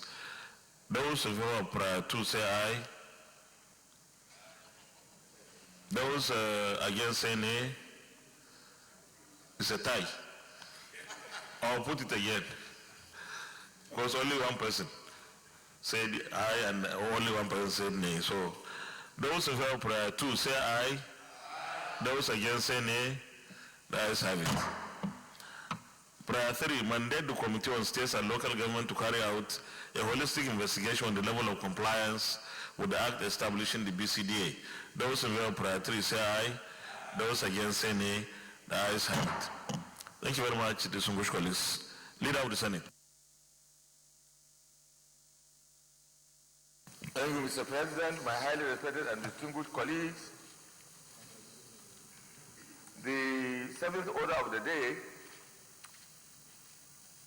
the sixth order of the day is a motion standing in the name of distinguished Senator Agashon Basi and 4 others on the need to investigate the degree of enforcement of the abandonment and decommissioning obligation in oil and gas exploration contracts.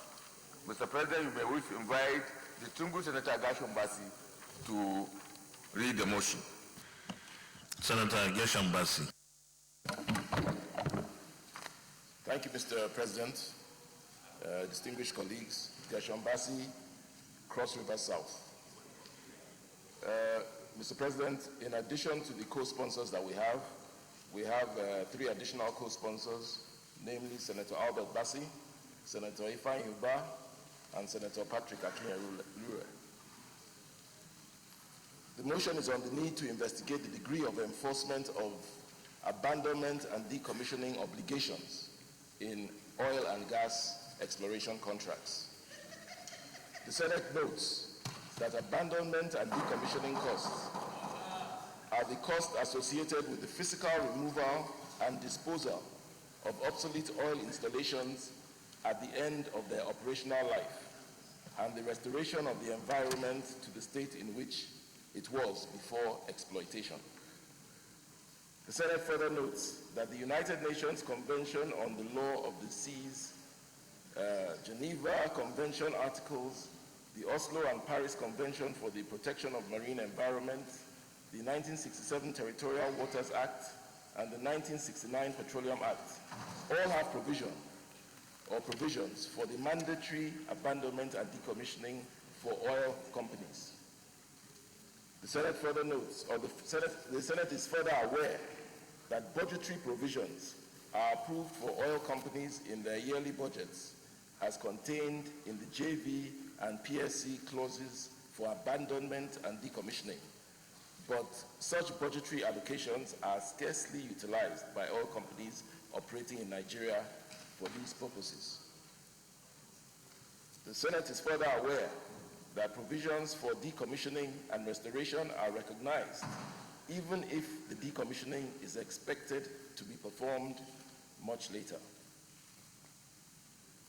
The Senate is concerned that most of the oil companies operating in Nigeria fail to restore exploited sites after the expiration of their leases, as witnessed in the Niger Delta. We are further concerned that at the point of transfer of interest from one oil company to another, there is lack of clarity in many instances with regards to financial liability for abandonment and decommissioning, thereby causing untold hardships to host communities. Accordingly, the Senate resolves to, and this is the only prayer, mandate the Committee on Petroleum Resources Upstream to conduct a comprehensive review of the relevant laws, production sharing contracts, joint venture contracts, and arrangements governing abandonment and decommissioning and remediation, and investigate the degree of compliance with these laws by oil companies operating in Nigeria. Mr. President, I so move. Very distinguished Senator Stella Adaze Odwa. Thank you, Mr. President, dear colleagues. My name is Senator Stella Adaze Odwa, and I represent Anambra North. Mr. President, I want to commend the mover of this motion. It's a very, very critical motion. Mr. President, let me start by saying that the issue we have on decommissioning and not properly cleaning up after decommissioning is quite extensive. The global best practice says that once a decommissioning takes place, there must be a thorough cleanup. And it's very simple. The reason for that is to ensure that the degradation within the environment does not have a lot of adverse effect on the host communities.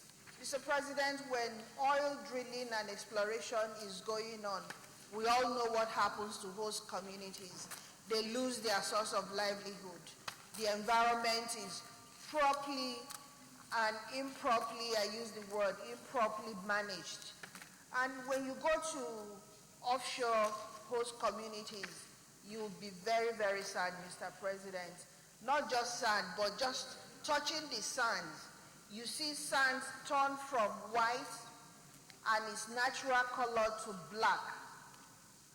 You see fishes just die unnecessarily. And most of these are preventable. The reason why they are preventable, like I said, the global best practice is that funds are set aside for this cleanup. And so when the contract is being signed, the oil company is mandated to set aside funds for this cleaning. But what DPR does is to do annual budgetary provision. So my question has always been, what happens to these provisions? Do they go back to the community for cleanup? Do they even bother to go back to ensure that they put back the sites how they found them? But these are never done. And I think what we need to do also is to ensure that DPR goes back and implements the Global Best Practice Act. Ensure that in all their contracts, when decommissioning is being done, a provision is made and utilized towards the environmental sanitation of that place. And so when they move from site A to site B, they clean up the site and the environment is restored. I think that is essentially what this bill is all about, and I think it's very, very crucial. We need to do that. It's no longer an environment that belongs to the oil company. We have to be in tandem with the global best practice. It's oil company. What they do in Ghana, what they do in other countries should be the same thing they should do here. We need to ensure that host communities are protected from this horrible practice that goes on. Thank you, Mr. President. Senator Clifford Odia. Thank you, Mr. President, for giving me this opportunity. Let me begin by thanking the mover of this motion for this all-important motion in our collective desire to restore sanity in the oil industry. Mr. President, this is all about distorting an ecosystem.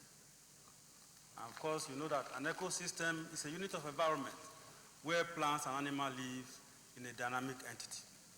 So when you carry out an operation in a place where people were living, in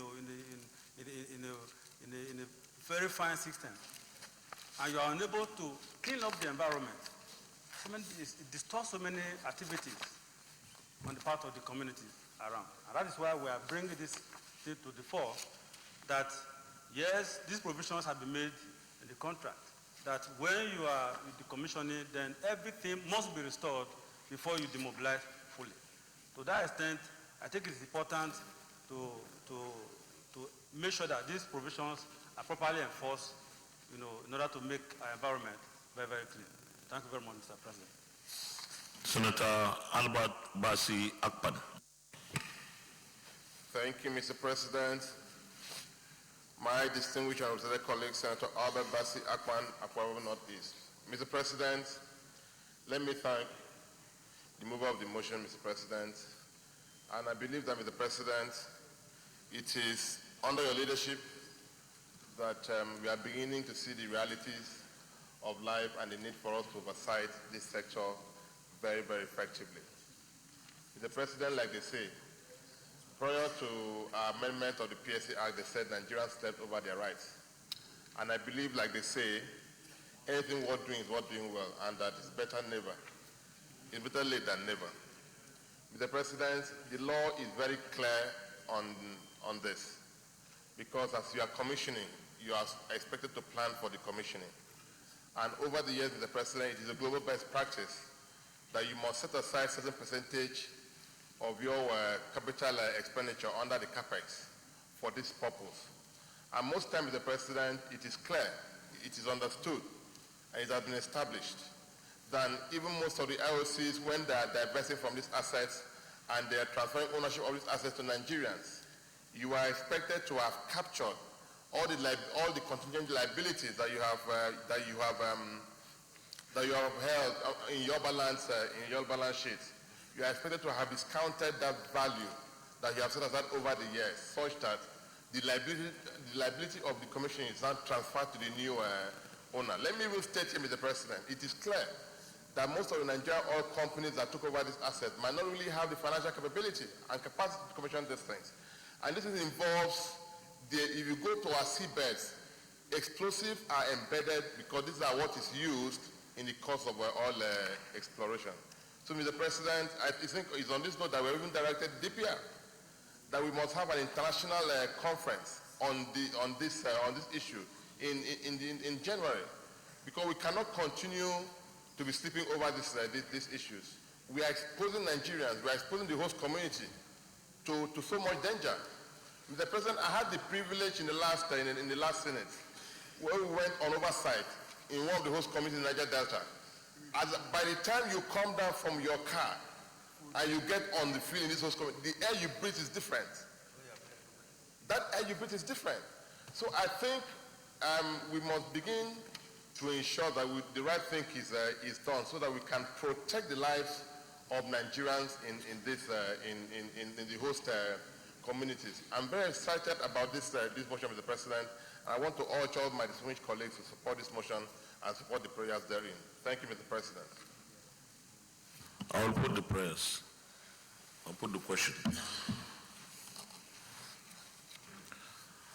And it's the only prayer. Mandate the Committee on Petroleum Resources Upstream to conduct a comprehensive review of the relevant laws, product sharing contracts, PSC, joint venture contracts, JVC, and arrangements governing abandonment, decommissioning, remediation, and investigate the degree of compliance with these laws by all companies operating in Nigeria. Those in favor of the only prayer say aye. Those against say nay. The ayes have it. Leader of the Senate. Additional prayer. Senator Akin. Thank you, Mr. President. My most distinguished colleagues, my name is Senator Akin. I represent Ondo Central.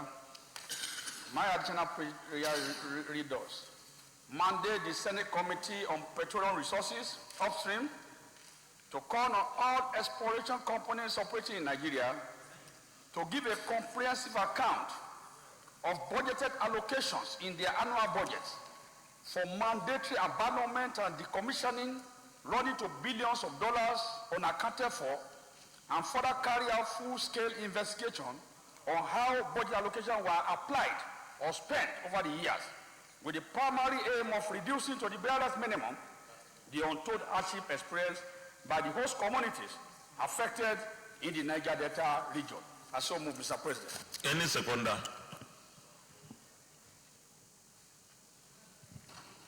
DSP.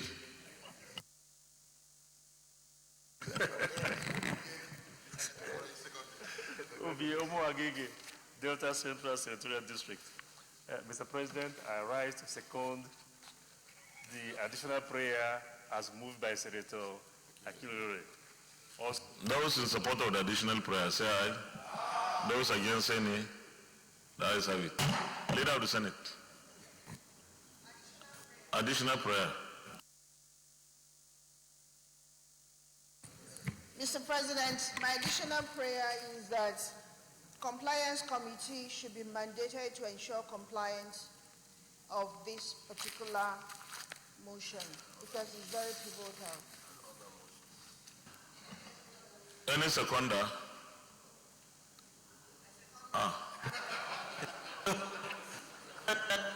No, I'm looking for a seconder, Senator Sani Musa. Thank you, Mr. President. My name is Sani Musa, representing Niger East Senatorial District. I rise to support the additional prayer from Senator Stella, as moved by Senator Stella. Okay, those in support of the additional prayer say aye. Those against any, the ayes have it. But let me also remind our committees on petroleum resources, especially upstream. Some of these issues we debated are issues of oversight. And I believe that our committees are supposed to be really up and doing on this. The additional prayer that the compliance committee should do something, yes. Compliance committee can do something, but I believe that the one that needs to do even more is supposed to be upstream, the petroleum committee upstream.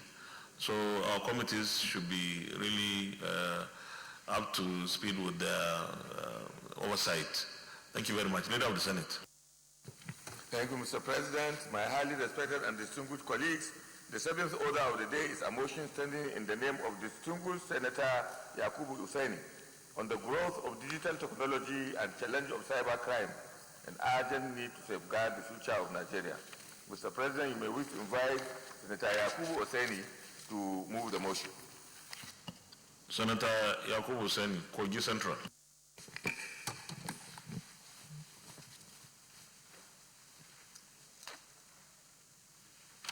Thank you, Mr. President, distinguished colleagues.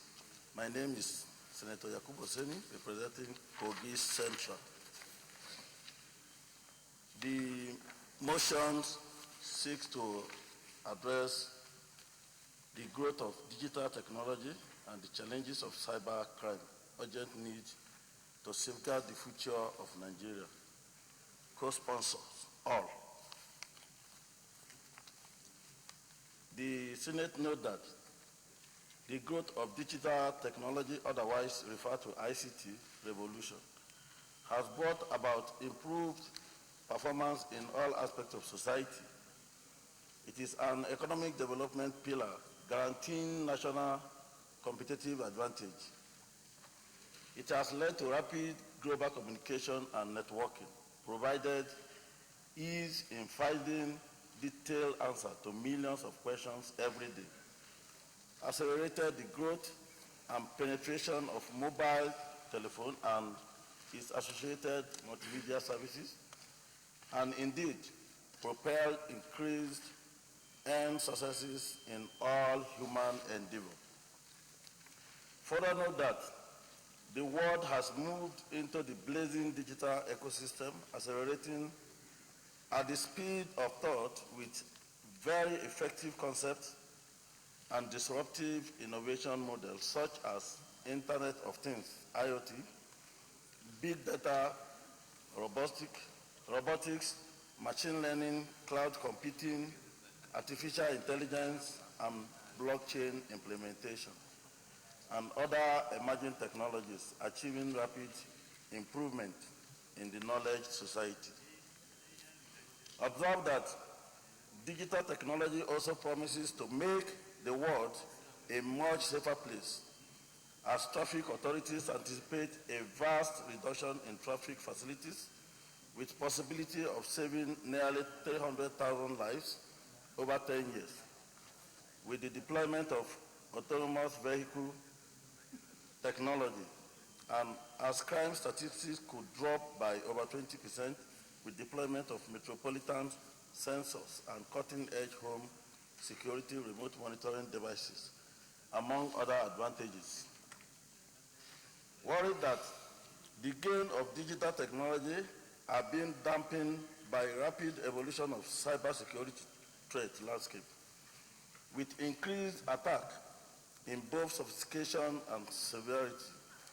Reports indicate that there is currently a dramatic rise in cybercrime, such as the ransomware epidemic, the refocusing of malware from personal computers, PCs, and laptops to smartphones and mobile devices, the deployment of billions of underprotected Internet of Things, IoT devices, the legion of hackers for hire and more sophisticated launching of attacks on governments, businesses, educational establishments, defense infrastructure, etc.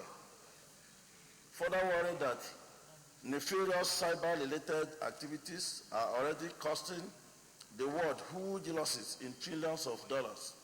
Recently, the NotPeg malware causes billions of dollars in damage in many industries around the world.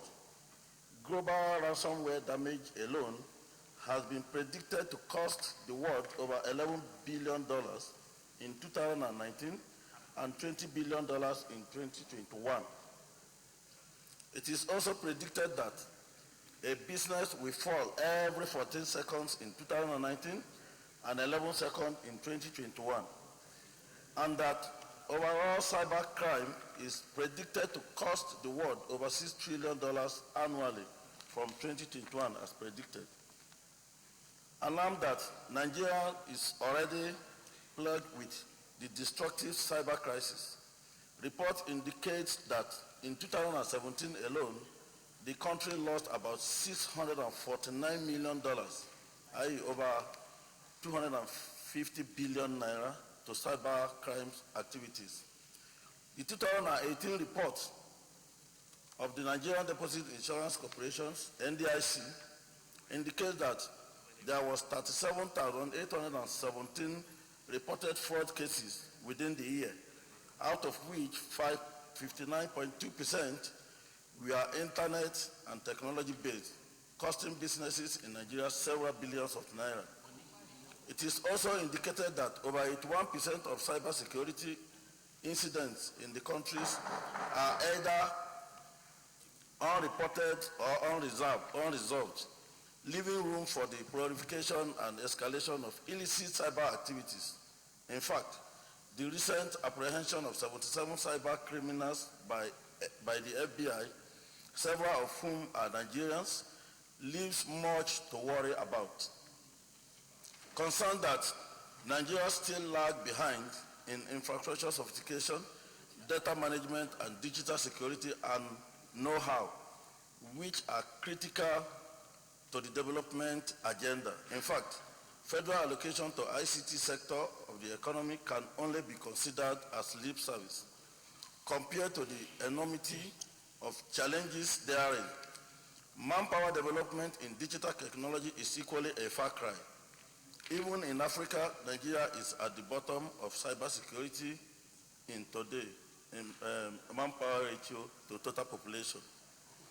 Our institution of learning do not seem to understand the world we are living in today. Indeed, our cybersecurity consciousness and awareness rating does not come before that of any other country in the world.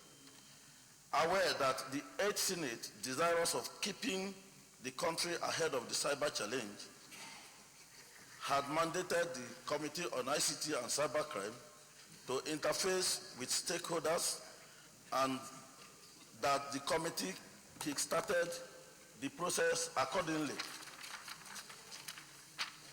and convinced that the bar for digital readiness and cybersecurity must be raised in Nigeria, must speed up to the digital ecosystem and proactive cyber awareness and intelligence, as well as properly position herself for unending economic development opportunities that come with ICT. Accordingly, resolve 1, to mandate the Committee on ICT and Cybercrime to re-establish engagement with stakeholders with a view to galvanizing a comprehensive and broad-based approach to addressing Nigeria's digital technology and cybersecurity crisis and safeguarding the present and future of the country. 2, further mandate the Committee on ICT and Cybercrime to establish strategic engagements with MDAs with a view to ascertaining their ICT shortfalls, cybersecurity constraints, data management challenges, and possible remediation measures. 3, to permit the Committee on ICT and Cybercrime to make inputs to budgetary provisions of MDAs on information and communication technology and cybersecurity issues with a view to ensuring appropriate funding of the all-important areas of concern. And finally, urge the federal government to deliberately take up measures to improve on budgetary provision for and attention to the development of digital technology and cyber dependency safety. I so move. Thank you.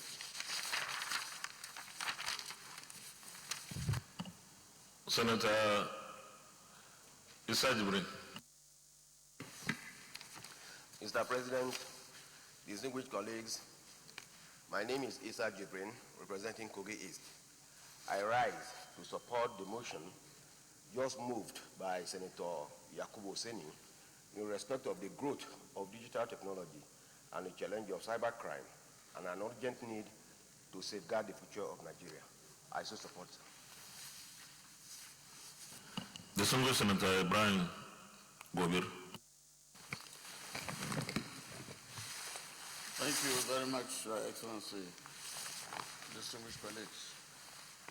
This motion is very, very important and timely. I remember, because of the importance of cybercrime and so on, there was a cybercrime bill that was passed in the 8th Senate, and it was signed by Mr. President. In fact, there is a cybercrime committee currently that is supposed to be chaired by the National Security Advisor of this country.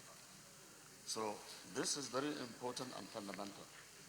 Like he said, about 700 million is being wasted or stolen almost every month due to cybercrime from the banks. And you can see if you go to the database how Nigerian data are being attacked. You can see them coming from all angles. They come from every part of the world. So I think this is very important. I support it. But most of the items he mentioned here in the press have been taken over by events, particularly in that cybercrime bill. Because it is now an act. So I really support this bill. It's very, very important for us. Senator Sani Musa. Thank you, Mr. President. My name is Sani Musa, representing Niger East Senatorial District. I rise to support this motion because most advanced countries today, their economy depends on technology. And when we are talking of digital economy, there is no way we cannot integrate all the technological, all the departments that has to do with technology in this country together so that they can synergize. I think he brought a very important motion at this time that all over the world, the economy depends on what technology can bring. And as such, I'm supporting this motion wholeheartedly, and I believe that if we do, the Nigerian economy will also benefit from it.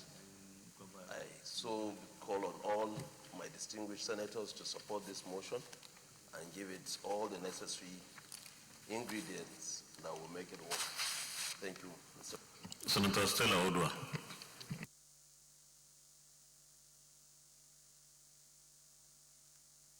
Thank you, Mr. President, dear colleagues.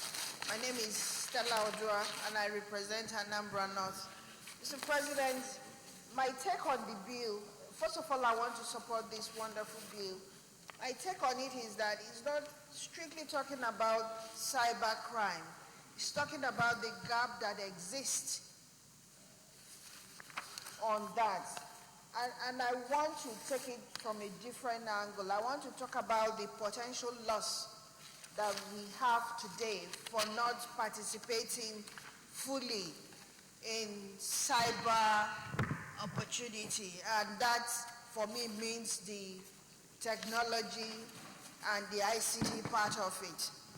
Mr. President, Microsoft announced 2 years ago that in the next 5 years, they are going to have 228,000 jobs that are going to be technology, ICT related. My concern is that we are not nearly prepared to participate here. Mr. President, an average ICT worker earns on the average of $10,000. Let's take a coder. It means that in my village, I can have a young man or a young woman who will be certified to be a coder. And when they are coding, they earn 10,000. Just imagine what that would do to my community, or any community for that matter. But then you take it the other way. We have school curriculum that has zero on curriculum that has to deal with ICT. We have graduates that may not have even cited computers, talk less of using computers. And then you have the global economy that is based on ICT. We also, back home here, we have the youth. That demography is growing on a double digits. And they consist almost 40% of our total population. It just doesn't work. And so the gap I see here and the opportunity loss, I think, is unnecessary.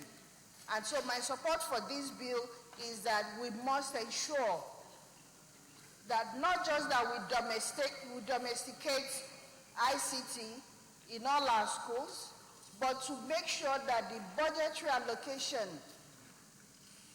speaks to this gap.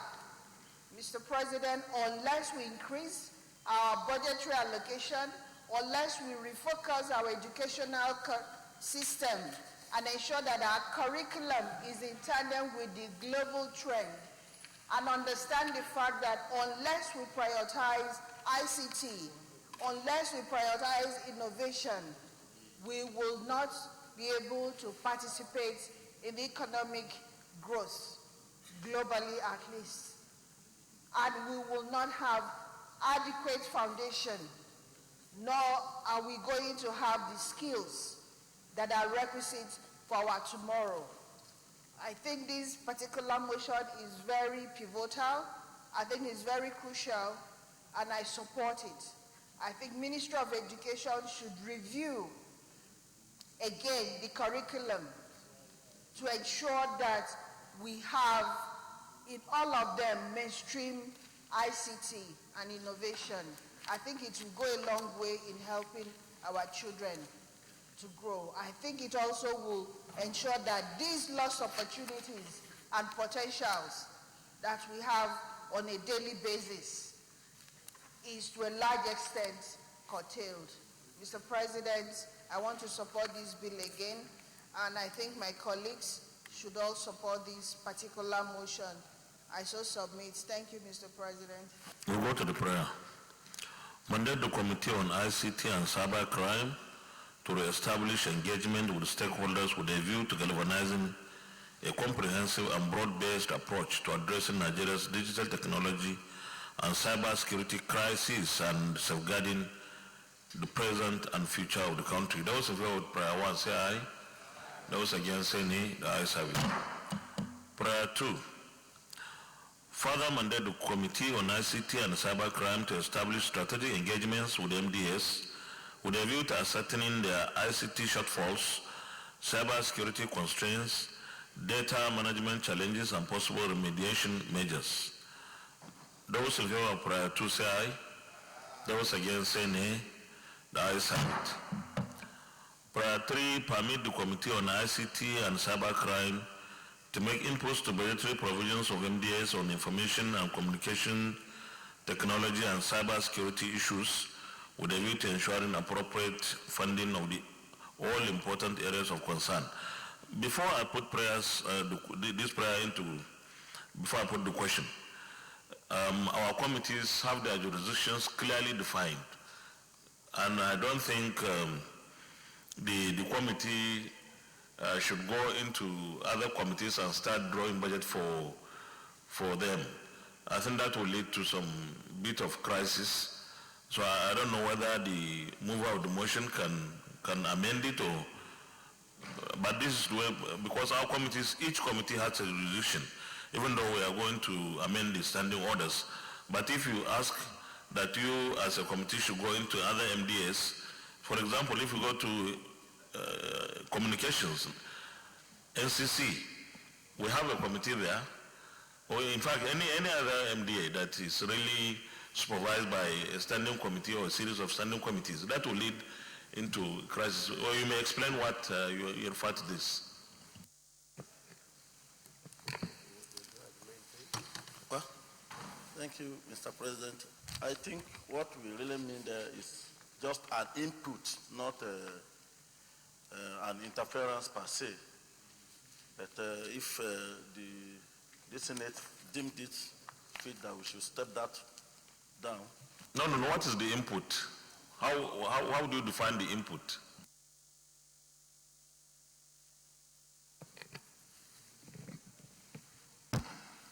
The Committee on Crimes, for example, the EFCC and other areas in terms of the curbing of cyber security. If we want to see what gadget, what are the provisions they have in really fighting the cybercrime in Nigeria, because we see that it is just coming up and it needs to be nipped on the board, and we have to pay a rapt attention to that now before it goes out of hand. And we agree there is need to intervene, but there is committee, for example, on national intelligence. I know we have been having series of meetings. Now they need so many ICT things. Do you then go into the committee or the MDA and say what do they need? Because the committee is already there. Anyway, I don't know. Is there any? Your Excellency, my thinking here is that honestly, this item number 3 is not necessary, because every MDA has its own role and they will have to continue with that role. And therefore, I propose that we delete this item 3 and then go straight to item 4. Let item 4 become item 3. No, I don't think we put the question. If it is necessary, we can ask him to withdraw it, so that it doesn't go into our record that we have demolished it. I think we may need to step it down, if it did. So now our new prayer 3 will be prayer 4. So I'll put the question on new prayer 3. Urge the federal government to deliberately take up measures to improve on budgetary provisions for and attention to the development of digital technology and cyber dependence safety. Those in favor of prayer 3 say aye. Those against say nay. The ayes have it. Thank you very much, distinguished chairman. This is a very important motion, and like all the distinguished colleagues who contributed said, this is one area we need to emphasize. And I like the angle, even though she has moved from her seat. Please, no, it's okay. I was thinking he was the one that was disturbing you. Now it appears to be the reverse. I like the angle she is coming through. This is one area Nigeria can make a lot of gains, not only in terms of giving capacity to our population, especially the youthful population, but even in terms of gaining revenues and from what they would have been maybe trained to do. So it's one area that we really need to look at. And the Ministry of Education, the Federal Ministry of Education particularly is supposed to take the lead, but I believe that the National Council on Education, that includes the states, really need to work together with the Federal Ministry of Education to ensure that this has become part and parcel of our educational system, because we have to move away from the 18th century curriculum that we are still using in most of our educational institutions. Thank you very much, distinguished colleagues. Leader of the Senate. Mr. President, my highly respected and distinguished colleagues, having exhausted all the items on today's order paper and concluded today's deliberations and proceedings, I hereby move that the Senate do adjourn to Thursday, 28th November 2019 at 10 a.m. prompt. Minority Leader. Thank you, Mr. President. I so second.